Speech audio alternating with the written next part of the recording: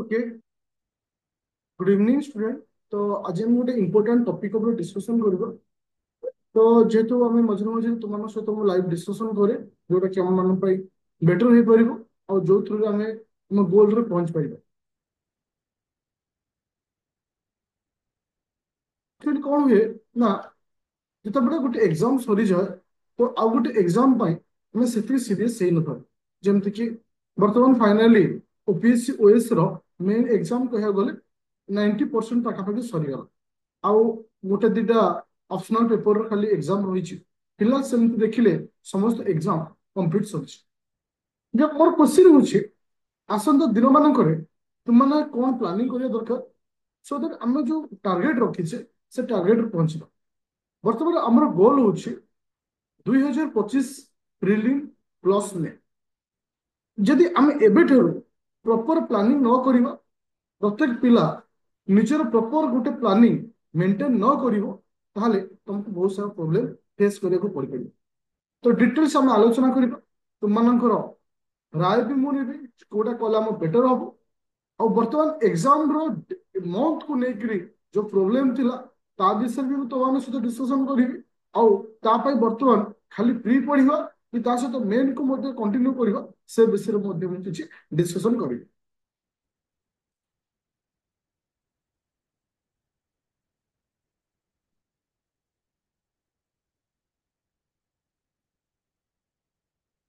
अच्छा, एगेन समस्त पिला क्वेश्चन मो वॉइस क्लियर होइछि किछि इश्यू नहीं तो? एगेन समस्त क्वेश्चन मो वॉइस बर्तमान क्लियर अछि? Okay, thank you. हमर वर्तमान नेक्स्ट मिशन होछि ओएस 2025। केबे ना 2025 2025 रे आसिया थिबा प्रिलिम आ आसिया थिबा मेन विषय आम डिटेल डिस्कशन करिबा। मु प्रत्येक 5-10 मिनट डिस्कशन कर सारी तापर पर्सनल प्रॉब्लम जो मान जहाँ अच्छे काइंडली मते पचार से हिसाब से तुम तार सॉल्यूशन देवी। आउ ए जो गोटे गोटे पिलार प्रॉब्लम बहुत सारा पिलांगर सेम प्रॉब्लम भी थिबो। तो आ द्वारा कौन हो पारिबो ना गोटे प्रॉब्लम रु बहुत सारा पिलांगर सॉर्ट आउट हो कहीं ना गोटे जिनस जान पिले पाठ समस्त पाठ पढ़ते वेट करते पाठ समस्त पढ़ते किंतु पाठ इंपोर्टाट थाए आम कौ भाई पाठ पढ़ुचे से सब इंपोर्टाट था से विषय में डिस्कसन करें।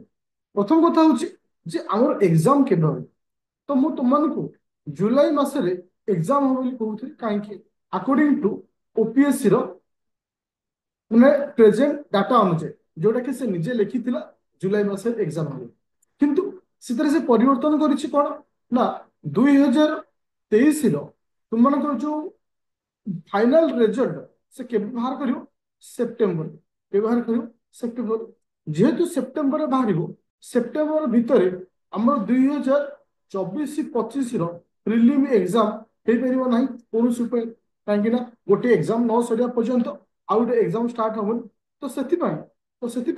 तो आम एति सियोर हवा जे सेप्टेम्बर मास पर्यंत आम मानकर प्रिलिम एग्जाम हम ना ताले आम बर्तमान कौटी अच्छे एप्रिल एंड रे अच्छे आउ ताले आम पाखे केते दिन टाइम अच्छे मे जून जुलाई अगस्त सेप्टेम्बर तार तो आम पाखे अच्छे 5 मंथ।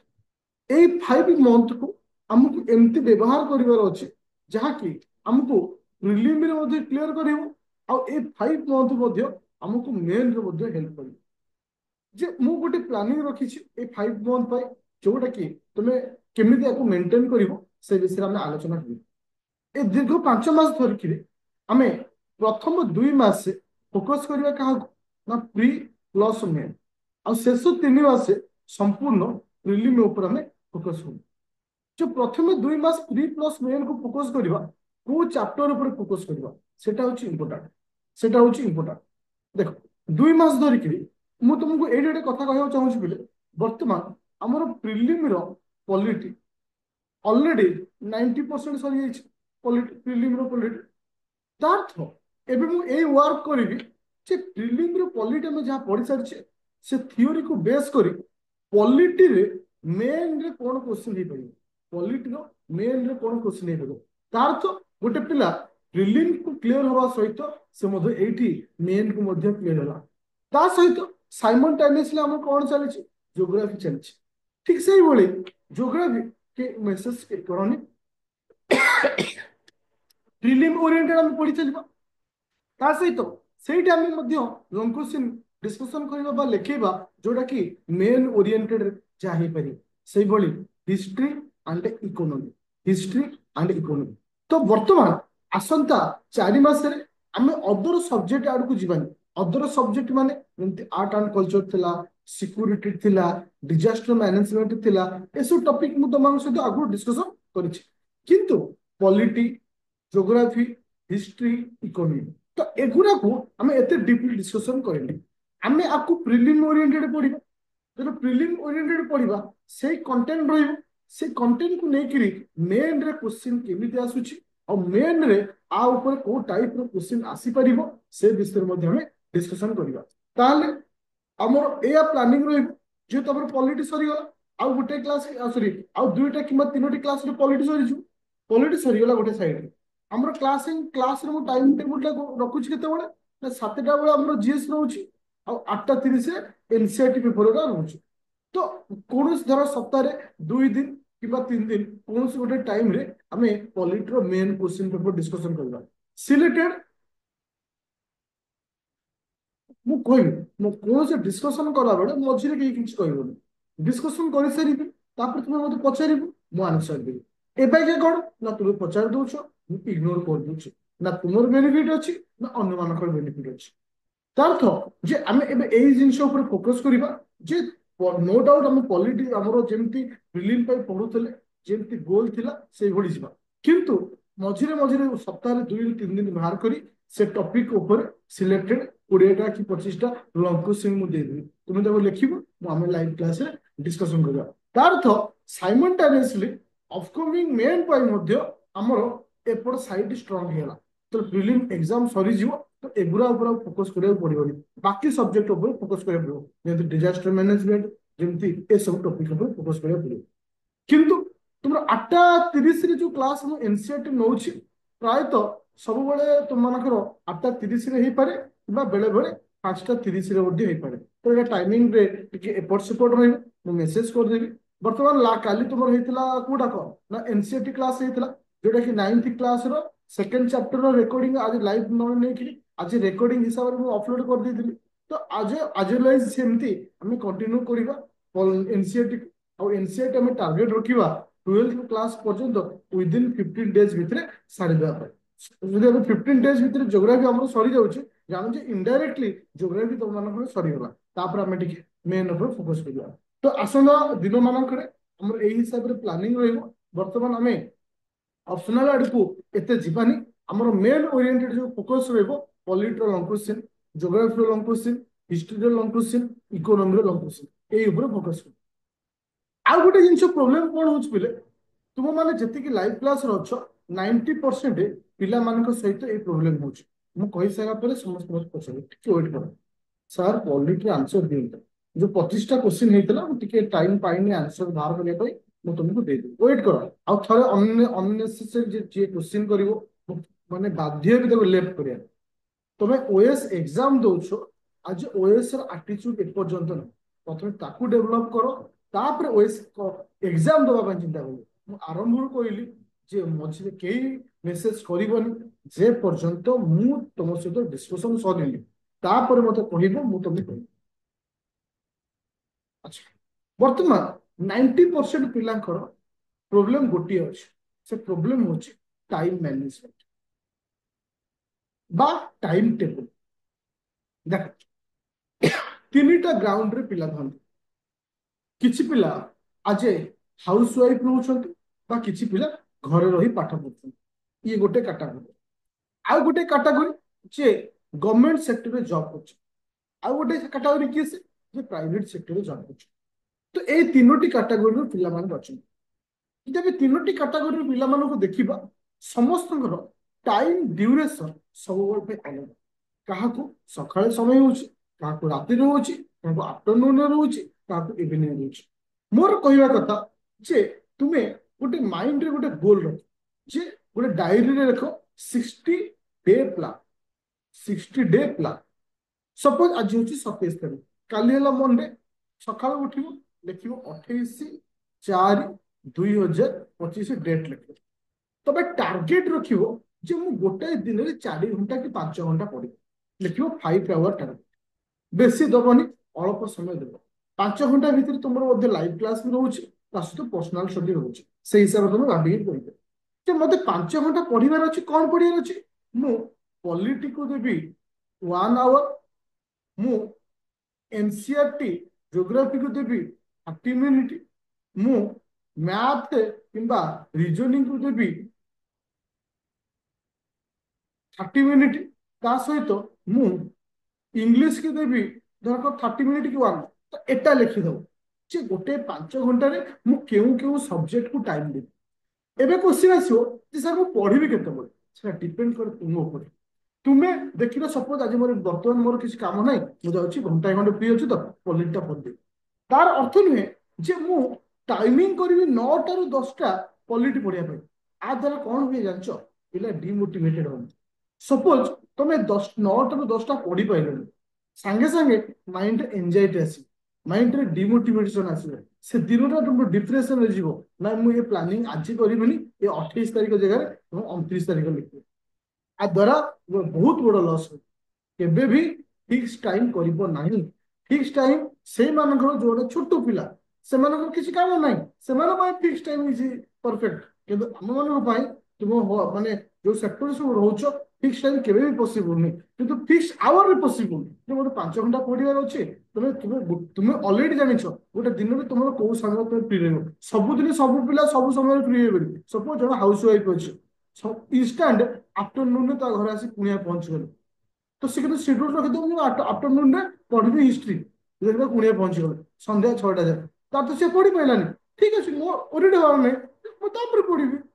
এইଭଳି ଥଟ୍ ରହିବା ଦରକାର। ଦିନକୁ 5 ଘଣ୍ଟା ପଢିବାର ଅଛି, ମତେ ଏଇଭଳି ପଢିବାର ଅଛି। ନୋ ଟାଇମ ଟେବୁଲ, ନା ନୋ ଫିକ୍ସ ଟାଇମ। କେବେ ବି ଟାଇମ ଟେବୁଲ କରିବନି, ନା ଫିକ୍ସ ଟାଇମ କରିବନି। କିନ୍ତୁ ଟାଇମ ମ୍ୟାନେଜମେଣ୍ଟ କରିବ କେମିତି? ଏଇଭଳି ଆକାରରେ କରିବ। ଆଉ ଏଇଭଳି ଆକାରରେ ଯେତେବେଳେ କରିବ, ଡାଏରୀ ସବୁବେଳେ କହୁଛି ଦେଖ, ମୋ ପାଖରେ ମାନେ ମୁଁ ଲାଇଫରେ ଯେତେବେଳେ ବି ଯାହା ପଢାଏ, ଯୋଉ ବ୍ୟାଚ୍ କରେ, ମୋ ପାଖରେ ଦୁଇଟି ଡାଏରୀ ଥାଏ। ଗୋଟେ ଡାଏରୀ ମୋର ପର୍ସନାଲ ଡାଏରୀ, ଆଉ ଗୋଟେ ଡାଏରୀ ପିଲାମାନଙ୍କ ଡାଏରୀ। କୋଉ ପିଲାଙ୍କୁ କେମିତି ପଢେଇବି, କୋଉ ଟପିକ ପଢେଇବି, କେମିତି କଣ କରିବି, ଏ ଦିଟା ଜିନିଷ ସବୁବେଳେ ମ୍ୟାନେଜ କରେ।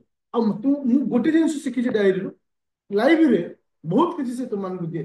ନିଜର କମିଆ ତମକୁ ଶିଖାଏ, ନିଜର ଷ୍ଟ୍ରେଂଥନେସ କଣ ଅଛି ତମକୁ ବି ଶିଖାଏ, ୱିକନେସ କୁ କେମିତି ଷ୍ଟ୍ରେଂଥ କରିବ ତା ବି ତମକୁ ଶିଖାଏ। ଏ ଗୋଟିଏ ଡାଏରୀ ଯିଏକି ତମର ବନ୍ଧୁ ହବ, ତମର ଶତ୍ରୁ ହବ, ତମର ମାନେ ମାନେ ଗଡଙ୍କର ୱିଶେଷ ଥାଏ ଗୋଟେ, ସେ ବି ଗୋଟେ ସେଇଭଳି ତମକୁ ଗୋଟେ ୱିଶେଷ ଦିଏ ଯେ ତୁ ଏଇ ଜିନିଷ କର, ତୁ ଅଟୋମେଟିକ ଆଗଉଛି। এই থଟ୍ ରଖ, ଡେଫିନେଟଲି ତମେ ତମ ଗୋଲରେ ପହଞ୍ଚିବ। ତ ଏଥର ଆମ ମାନଙ୍କର ଯୋଉ ପରିଶ୍ରମଟା ଟିକେ 2 ଗୁଣା କରିବାକୁ ପଡିବ। ଯେହେତୁ ପୋଷ୍ଟ ଅଛି 200, ଆମେ ଟାର୍ଗେଟ ନବା 200 ଭିତରେ ଆମେ ରହିବା। ଆଉ ଗୋଟେ ଜିନିଷ ମୁଁ ତମମାନଙ୍କୁ ବାର ବାର କହୁଛି ପିଲେ, ଯୋଉମାନେ ପ୍ଲାନ ବି ରଖିଛ, ମୁଁ ସମସ୍ତଙ୍କୁ କହୁନି, ଯୋଉମାନେ ପ୍ଲାନ ବି ରଖିଛ କାଇଣ୍ଡଲି ପ୍ଲାନ ବି ସହିତ ମଧ୍ୟ ଯାଅ। କାହିଁକି ନା ବହୁତ ସାରା ଜିନିଷ ଥାଏ, ଆମେ ରିଲ୍ସ, ମୋଟିଭେଟେଡ ଭିଡିଓ, ମୋଟିଭେଟେଡ ଜିନିଷ ଦେଖି ଆମେ ଏତେ ଯେ ମୋଟିଭେଟେଡ ଥାଉ, ଆମ ମାଇଣ୍ଡ ସେଟ କହେ ମୁଁ ଥରକରେ ଓଏସ୍ କ୍ଲିୟର କରିବି। ସେ ଯୋଉ ଥରକରେ ଓଏସ୍ କ୍ଲିୟର କରିବା, ମୋଟିଭେଟେଡ ହେଇକିରି ମୁଁ କହିଥାଏ, ରିଲ୍ସ ଦେଖିକିରି ମୁଁ କହିଥାଏ, ସେଟା ମୋ ଇନରରୁ ଆସିନଥାଏ, ସେଟା ମୋର ଇନରରୁ ଆସିନଥାଏ। ତ ମୋର କହିବାର କଥା, ଯୋଉମାନେ ଆଜି କୌଣସି ଜବରେ ଅଛ, ତମ ପାଇଁ ତ ପ୍ରୋବ୍ଲେମ ନାହିଁ। ଯୋଉମାନେ ଆଜି ଓଏସ୍ ଖାଲି ପଢିବାକୁ ଚାହୁଁଛ, କିନ୍ତୁ ଏହା ଫିଲ୍ କରୁଛ ମୋର ଲାଇଫରେ ପ୍ରୋବ୍ଲେମ ଅଛି, ଯେମିତି କି ଫାଇନାନ୍ସିଆଲ ପ୍ରୋବ୍ଲେମ ଆସେ, ଟିକେ ୱେଟ୍ କର, ମୁଁ କହୁଛି କୋଉମାନଙ୍କର ଓଏସ୍ ର ପ୍ଲାନ ବି ଦରକାର ନାହିଁ, ମୁଁ କହୁଛି ୱେଟ୍ କର। ଯୋଉମାନଙ୍କର ଫାଇନାନ୍ସିଆଲ ପ୍ରୋବ୍ଲେମ ଅଛି, ଯୋଉମାନଙ୍କର ମାନେ କଣ କହିଲ, ଘରରେ ସେତିକି ସପୋର୍ଟ ନାହିଁ, ବହୁତ ସାରା ଜିନିଷ ଗୋଟେ ପିଲା ସହିତ ବିତିଥାଏ। କାହିଁକି ନା ଯେତେବେଳେ ମୁଁ ପିଲାମାନଙ୍କ ସହିତ ଡିସ୍କସନ କରେ, ମୁଁ ଫିଲ୍ କରେ ସେ କେତେ ପ୍ରୋବ୍ଲେମ ସହିତ ପାଠ ପଢୁଛନ୍ତି। ସେଇମାନଙ୍କର ପ୍ଲାନ ବି ର ଆବଶ୍ୟକତା ଅଛି। କାହିଁକି? ଯଦି ସେ ପ୍ଲାନ ବି କ୍ଲିୟର କରିଦଉଛି, ତାର ବାକି ପ୍ରୋବ୍ଲେମ ଗୁଡା ସର୍ଟ ଆଉଟ ହେଇଯାଉଛି। କୋଉମାନଙ୍କର ପ୍ଲାନ ବି ର ଆବଶ୍ୟକତା ନାହିଁ, ଯିଏ ଫିଲ୍ କରୁଛି ମୋର ଫାଇନାନ୍ସିଆଲ ପ୍ରୋବ୍ଲେମ ନାହିଁ, ମୁଁ ଏବେ 4-5 ବର୍ଷ ପୁରା ଆରାମସେ ପଢିପାରିବି, ମତେ ମୋ ଘର ସପୋର୍ଟ କରୁଛନ୍ତି, ଯଦି ମୁଁ 2 ଥର ବି ମଧ୍ୟ ପ୍ରିଲିମ୍ ନ କ୍ଲିୟର କରେ ଫିର ବି ମୁଁ ପଢିପାରିବି, ସେଇମାନଙ୍କ ପାଇଁ ଓନ୍ଲି ଓଏସ୍ ହେଇଥିବା ଦରକାର। କାହିଁକି ନା ତୁମେ ଆଜି ଏକ୍ସାମ ଦଉଛ, ମୁଁ ହଜାର ହଜାର ପିଲାଙ୍କ ସହିତ ମିଟ୍ କରିଛି, ଭେଟିଛି, କଥା ହେଇଛି, ହଜାର ହଜାର ପିଲାଙ୍କୁ ପଢେଇଛି। ଏ ଜିନିଷ ମୁଁ ଫିଲ୍ କରେ ଯଦି କୌଣସି କାରଣରୁ ଗୋଟେ ପିଲା ପ୍ରି କ୍ଲିୟର କରିପାରୁନି, ପ୍ରି କ୍ଲିୟର କରିପାରୁନି, ଇନଷ୍ଟାଣ୍ଟ ସେ ଡିମୋଟିଭେଟେଡ ହେଇଯାଏ, ଇନଷ୍ଟାଣ୍ଟ ଟ୍ରାକ୍ ଚେଞ୍ଜ କରିଦିଏ, ଇନଷ୍ଟାଣ୍ଟ ତା ମାଇଣ୍ଡରେ ବହୁତ ସାରା ଥଟ୍ ପଳେଇ ଆସେ। କିନ୍ତୁ ସେଥିପାଇଁ ମୁଁ ସବୁବେଳେ କହେ ଯେ ପ୍ଲାନ୍ ବି ଟା ସାଇଡରେ ଯଦି ଥିବ ନା ତମକୁ ସେଠି ଏନର୍ଜି ଦବ, ତମକୁ ଗୋଟେ ବ୍ୟାକଅପ୍ ପ୍ଲାନିଂ ବା ବ୍ୟାକଅପ୍ ସପୋର୍ଟ ଦବ। ଆଉ ଗୋଟେ ଜିନିଷ ଫିଲ୍ କରିବ ପିଲେ, ଯେତେବେଳେ ଗୋଟେ ପିଲା କୌଣସି କାରଣରୁ ଏକ୍ସାମରେ କ୍ଲିୟର କରିପାରୁନି, ତାକୁ ବହୁତ ସାରା ତାନା ଶୁଣିବାକୁ ପଡେ, ଫ୍ୟାମିଲିରେ, ରିଲେଟିଭରେ, ଆଉ ଗାଁ ମାନଙ୍କରେ, ପଡୋଶୀ ମାନଙ୍କ ଠାରେ। ତ ଏଇ ଜିନିଷକୁ ସେ ଟଲରେଟ୍ କରିପାରେ ନା। ତ ସେତିକି ବେଳେ ତାକୁ ପ୍ରୋବ୍ଲେମ ହୁଏ। ଯଦି ତା ପାଖରେ ପ୍ଲାନ୍ ବି ଥିବ, କୌଣସି ବ୍ୟକ୍ତି ତାକୁ ଆଙ୍ଗୁଠି ଉଠେଇ କହିବେନି ତୁ ଯେ କାହିଁକି ପେଲିନି, ତୁ ଗୋଟେ ଚାକିରି କରିଛୁ, ଏଟା ସାଇକୋଲୋଜି ଅଫ ଦ ସୋସାଇଟି, ଏଟା ହଉଛି ସୋସାଇଟିର ସାଇକୋଲୋଜି। ଯେ ସେଥିପାଇଁ ମୁଁ କହୁଛି ଯେହେତୁ ମୁଁ କେବଳ କାହିଁକି ପ୍ଲାନ୍ ବି ରେ ସିଜିଏଲ କୁ ଚୁଜ କରିବୁ ଆଉ କୌଣସି ଏକ୍ସାମ କୁ କହୁନି ଯେ ସିଜିଏଲ ର ପାଇଁ ତମକୁ ଏକ୍ସଟ୍ରା ପଢିବାକୁ ପଡିବନି। ଯଦି ତମେ ଓଏସ ର ପ୍ରିଲିମ କୁ ଫୁଲ ଦମ ରେ ପଢୁଛ ଆଉ ଫୁଲ ପ୍ରପର ୱେ ପଢୁଛ, ସିଜିଏଲ ତମ ପାଇଁ ସହଜ ହେଇଯିବ। କିନ୍ତୁ କିଛି ଏକ୍ସଟ୍ରା ଜିନିଷ ରହୁଛି ଯୋଉଟା କି ତମେ ଟିକେ ଟାଇମ ବାହାର କରିବ। ଯଦି ପ୍ରତ୍ୟେକ ଦିନ ଦେଖ ମୁଁ କହୁଛି ପ୍ରତ୍ୟେକ ଦିନ ଗୋଟିଏ ଘଣ୍ଟା ସିଜିଏଲ କୁ, ପ୍ରତ୍ୟେକ ଦିନ 5 ଘଣ୍ଟା ଓଏସ୍ କୁ, ଏତିକି ଯିଏ ସାଇଡରେ ନେଇପାରିଲା, ଏତିକି ଯଦି ଯିଏ ସାଇଡରେ ନେଇପାରିଲା। ଦେଖ ମୁଁ ଆରଆଇ ଅମିନ କଥା ମୁଁ କହୁନି କାରଣ ମୁଁ ତା ସିଲାବସ କୁ ଦେଖିନି, କାରଣ ଆରଆଇ ଅମିନର ସିଲାବସରେ ମୁଁ କାହିଁକି ଏଥିପାଇଁ କହୁନି, ସେ ଟିକେ ଅଲଗା ଜିନିଷ। ଏଥିପାଇଁ ଅଲଗା ମୁଁ କହିଦେଉଛି, ସେ କ୍ୱେଶ୍ଚିନ୍ ଲେବୁଲ ଏତେ ଇଜି ଥାଏ, ଏତେ ଇଜି ଥାଏ, 100 ରୁ 92 95 କଟଅଫ ଯାଏ।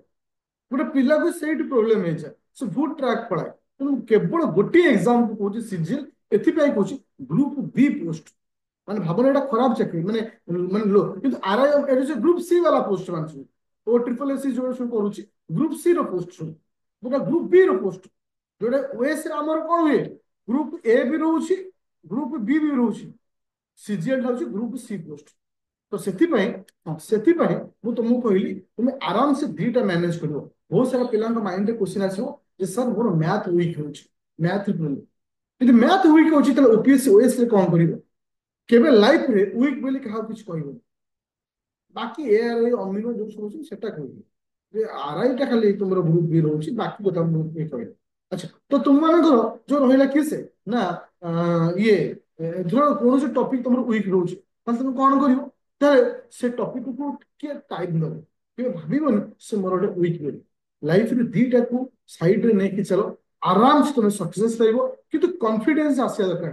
ଦେଖ ମୁଁ ତମକୁ ଗୋଟେ ଏକ୍ସାମ୍ପଲ ଦଉଛି, କେବେ ଭାବିଛ ଦଶରଥ ମାଝୀ କଥା? ମୁଁ ତମକୁ ଆଜି ରିଅଲିଟି ଏଥିପାଇଁ ପଚାରୁଛି କି ଦଶରଥ ମାଝୀ କଥା ଭାବିଛ? ତୁମେ ଗୋଟେ ବାଲି, ହଁ ଯଦି ଗୋଟେ ବାଲି ଟ୍ରକ ଗଦା ହେଇଥିବ, ମୁଁ ତମକୁ କହିବି ତାକୁ ଟିକେ ଭୁଆଇ ଦେଲ, ମତେ କୁହ ବର୍ତ୍ତମାନ କେତେ ଜଣଙ୍କ ମାଇଣ୍ଡରେ ଆସିବ ନା ମୁଁ ଆକୁ ସାରିଦେବି? ଆସି ଆସି ଜଣେ ଦି ଜଣ ପିଲାଙ୍କ ମାଇଣ୍ଡରେ ଆସେ ଏତେ ବାଲି କିଏ ମୋର ଭୁଆଇବ?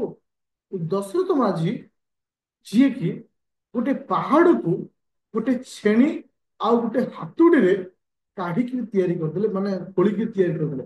ଏଟା ଭାବିବାଟା ହଉଛି ଦ ଗ୍ରେଟ୍ ଥିଙ୍ଗ, ମାନେ କରିବାଟା ହଉଛି ପର ମାନେ ବଡ ପର କଥା, ଭାବିବାଟା ହଉଛି ଗୋଟେ ମହାନ।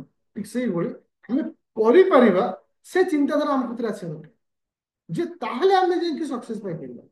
ଆମେ କହିଲେ କି ଭାବିବା ଯେ ନା ମୁଁ କରିପାରିବିନି, କରିପାରିବି, ସେମିତି ହବା। ତ ଆଉ ତୁମମାନଙ୍କର ପର୍ସନାଲ ପ୍ରୋବ୍ଲେମ କଣ ଅଛି ଯୋଉଟା କି ତୁମକୁ ପ୍ରିପାରେସନରେ ପ୍ରୋବ୍ଲେମ ହଉଛି, ମତେ ପଚାରି ପାରିବ। ମୁଁ ସେ ଜିନିଷ ତୁମମାନଙ୍କ ସହିତ ଅପଡେଟ କରୁଛି, ଏଇ ଜିନିଷକୁ ଏମିତି କରିବାର ଅଛି। ଠିକ ଅଛି,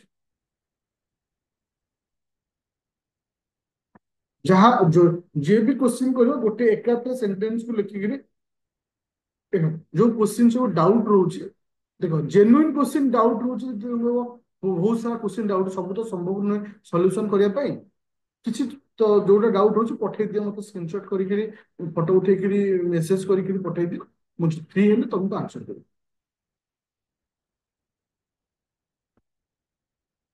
ସାଇନ୍ସ କ୍ଲାସ ଟିକେ ଆମେ ଲେଟ୍ କରିବା, ଆମେ ଟିକେ ଏପଟକୁ ଫୋକସ କରିବା, ଟ୍ରାଏ କରୁଛି କେବଳ ସଣ୍ଡେ ଅପକମିଂ, କେବଳ ସଣ୍ଡେ ସଣ୍ଡେ ଆମେ ହୋମ ସାଇନ୍ସ ରଖିବା। ଆଉ ଘର ପ୍ରୋବ୍ଲେମ ଆସୁଛି ସାର୍ କୋଉଠି ରେକର୍ଡିଂ କ୍ଲାସ ମିଳିବ? ଆଚ୍ଛା ମୁଁ ତମକୁ ଦେଖେଇ ଦଉଛି ବର୍ତ୍ତମାନ ଆମେ କନଷ୍ଟାଣ୍ଟଲି ହଁ ମୁଁ ଆଉ ଗୋଟେ ଜିନିଷ ମୁଁ କହିଦଉଛି ଯୋଉମାନେ ସିଜିଏଲ ରାପିଡ ଫାୟାରରେ ଜଏନ୍ କରିନା ମୁଁ ଆଜି ଗୋଟେ ଏହା କହିବି ଯୋଉମାନେ ପ୍ଲାନ୍ ବି ରଖୁଛ କାଇଣ୍ଡଲି ବ୍ୟାଚଟାକୁ ଜଏନ୍ କର ଆଉ ଧର ଦେଖ ଏଥିପାଇଁ 199 ମୁଁ ରଖିଛି ଯେହେତୁ ସମସ୍ତ ପିଲା ଆକୁ ଜଏନ୍ କରିବେ ଆଉ ସମସ୍ତେ ପ୍ଲାନ୍ ବି ରେ ବି ସକ୍ସେସ୍ ହେଇପାରିବେ ସେଥିପାଇଁ କାରଣ ଏଥିରେ ତମକୁ ବହୁତ ଜିନିଷ ଏକ୍ସଟ୍ରା ଦିଆଯିବ ଆଚ୍ଛା ସପୋଜ କୌଣସି ଫାଇଲକୁ ଓପନ କରିବ ଧର ପ୍ରି ପ୍ଲସ୍ ମେନ୍ କୁ ଓପନ କଲ କଣ୍ଟେଣ୍ଟ କୁ ଯିବ କଣ୍ଟେଣ୍ଟ ଗଲା ପରେ ତମକୁ ଦିଟା ଫାଇଲ ପାଇବ ଗୋଟେ ପ୍ରିଲିମ ର ଫାଇଲ ଗୋଟେ ମେନ୍ ଫାଇଲ ତୁମେ ପ୍ରିଲିମ କୁ ଖୋଲିଲା ପରେ ସପୋଜ ଏଥିରେ ତୁମେ ଇଂଲିଶ ଟା ଦିଆଯାଇନି ଦିଆଯାଇଛି ପ୍ରାକ୍ଟିସ ସେଟ୍ ଆସିଲା ସି ସାଇଟ୍ ପେପର GS1 ତ ଏଇ ଆକାରରେ ସବୁ ପାଇଛି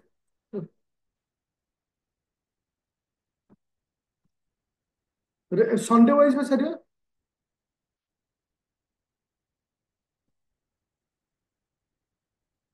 ସେଇ ଜିନିଷ ସେଥିରେ ଯୋଉ ମ୍ୟାଥ ଏଥିରେ ସେ ଅଲଗାରେ ସିଜିଏଲ ପାଇଁ କମ୍ପ୍ୟୁଟର କହିଲି ସିଜିଏଲ ପାଇଁ ଯୋଉ ଏକ୍ସଟ୍ରା ଜିନିଷଟା ସିଜିଏଲ ବ୍ୟାଚ୍ ତୁମମାନଙ୍କୁ ଦିଆଯିବ ସିଜିଏଲ ରୁ ପ୍ରିଭିୟସ କ୍ୱେଶ୍ଚନ ଆରେ ଦେଖ ଏଇ ଜିନିଷ ତମେ କହିବ ଭୁଲ ଟ୍ରାକ୍ ସବୁବେଳେ ତମେ ଚୁଜ୍ କର ପ୍ରିଭିୟସ କ୍ୱେଶ୍ଚନ କେତେବେଳେ ଡିସିସନ କରିବ ଏକ୍ସାମ କେଉଁ ମାସେ କେତେବେଳେ କଲେ ଲାଭ ଅଛି କିନ୍ତୁ ଏବେ ଯେତେ ଥିଓରି ଷ୍ଟ୍ରଙ୍ଗ କରିବାର ଅଛି ମେନ୍ ପାଇଁ ନ୍ୟୁ କ୍ଲାସ୍ ନାହିଁ ସେଇ କ୍ଲାସରେ କଣ୍ଟିନ୍ୟୁ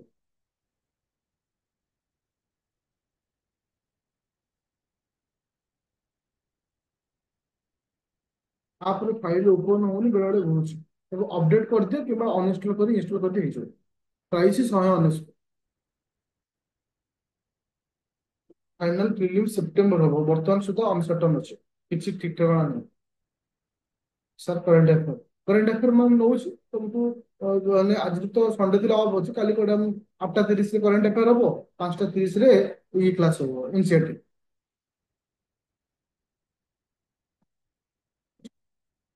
ସିଜିଏଲ ରେ ଯେତିକି ମ୍ୟାଟେରିଆଲ ଦେବି ଏନଫ୍ କୌଣସି ବହିର ଆବଶ୍ୟକତା ନାହିଁ ଆଉ ଗୋଟେ ଜିନିଷ ମୁଁ ତମକୁ ଏଇଠି ଗୋଟେ କଥା କହିବାକୁ ଚାହୁଁଛି ତୁମକୁ ବହି ଗୋଟେ ଜିନିଷ ଗୋଟେ ପିଲାଙ୍କ ମାଇଣ୍ଡରେ ସାଇକୋଲୋଜି ସାର୍ ଆମେ କୋଉ ବହି ପଢିବୁ ଗୋଟେ ଜିନିଷ ମନେ ରଖ ଯୋଉ ଅଥର ମାନେ ବହି ଲେଖିଥାନ୍ତି ମୁଁ ଆଜି ଲେଖିକି ଦଉଛି 90% କପି ପେଷ୍ଟ ନୁହେଁ ସେମାନେ ବି ଜାଣିନଥାନ୍ତି ତା ଭିତରେ କଣ ଲେଖା ହେଇଛି ତ ସେଥିପାଇଁ କୌଣସି ବହିକୁ ବର୍ତ୍ତମାନ କମ୍ପିଟେଟିଭରେ ଓଡ଼ିଶା ରିଲେଟେଡରେ ଟ୍ରଷ୍ଟ କରିବା ଭୁଲିଯାଅ ମୁଁ କହୁଛି କୌଣସି ସେତିକି ସଠିକ ବହି ନାହିଁ ସେ ଏ ନୋଟକୁ ସେ ଧୀରେ ସେ ନୋଟକୁ ଏ ଧୀରେ ଏଇ ଆକାରରେ ବହି ବିକିବା ଉଦ୍ଦେଶ୍ୟ ସେମାନେ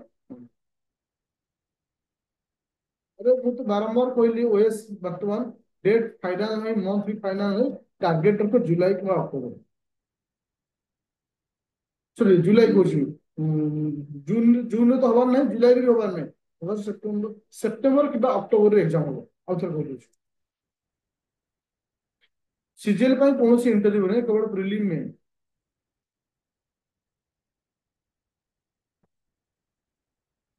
ରାପିଡ ଫାୟାର ଯୋଉ ଆପ୍ଲିକେସନ କୁ ଯିବେ ଯୋଉ ଲେଖା ହେଇଛି ସିଜିଏଲ ଲେଖା ହେଇଛି ସେଇଠି ବାୟ ନାମ କରିବେ ସେ ଅଟୋମେଟିକ ହେଇଯିବ ଆଉ ସେଇଠି ମଧ୍ୟ ତୁମର ହ୍ୱାଟ୍ସଆପ ଗ୍ରୁପର ଲିଙ୍କ ଅଛି ପଶିଲା ପରେ କଣ୍ଟେଣ୍ଟ ସାଇଟରେ ନୋଟିଫିକେସନ ଅଛି ନୋଟିଫିକେସନ ସାଇଟରେ ଅଛି ହଁ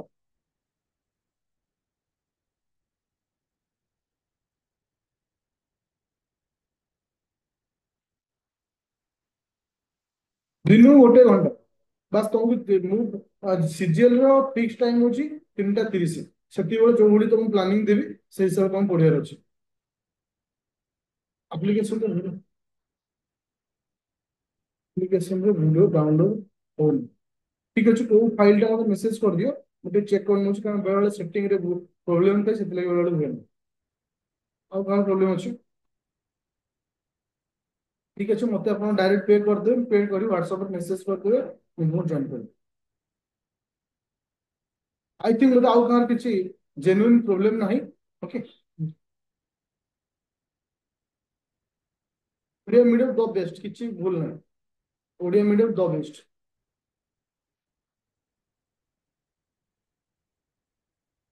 ଇଂଲିଶ ଗ୍ରାମାର ତ ପଢେଇଥିଲି ଗତକାଲି ଆଉ ସଣ୍ଡେ ଅଫ୍ ଥିଲା ଆଗକୁ ପଢା ହବ ପଚାରିବେ କଣ ଅଛି ସିଜିଏଲ ନୋଟିଫିକେସନ 15 ଡେଜ ଭିତରେ ଆସିବା ଯାଉଛି ଏପ୍ରିଲ 15 ମେ ମାସରେ ଆସିବ ଓପିଏସସି ଓଏସସି ବି ପୋଷ୍ଟ ସିଜିଏଲ ବି ପୋଷ୍ଟ ଡିଫରେଣ୍ଟ ଡିଫରେଣ୍ଟ କିଛି ନୁହଁ କେବଳ ଦରମାର ଡିଫରେଣ୍ଟ କିନ୍ତୁ ଓଏସସି ରେ ଟିକେ ଅଧିକ ଦରମା ଆସେ ସିଜିଏଲ ଟିକେ କମ ଆସେ ଏଜ୍ ବଢିକି ଆସିବ। ଓଡିଆ ମିଡିୟମ ବୁକ୍ ପାଇଁ କୌଣସି ଦରକାର ନାହିଁ, ମୁଁ ଯୋଉ ମ୍ୟାଟେରିଆଲ ଦଉଛି ଏନଫ୍ ରହିବ। ସେଟାକୁ ନୋଟ୍ ବନାନ୍ତୁ।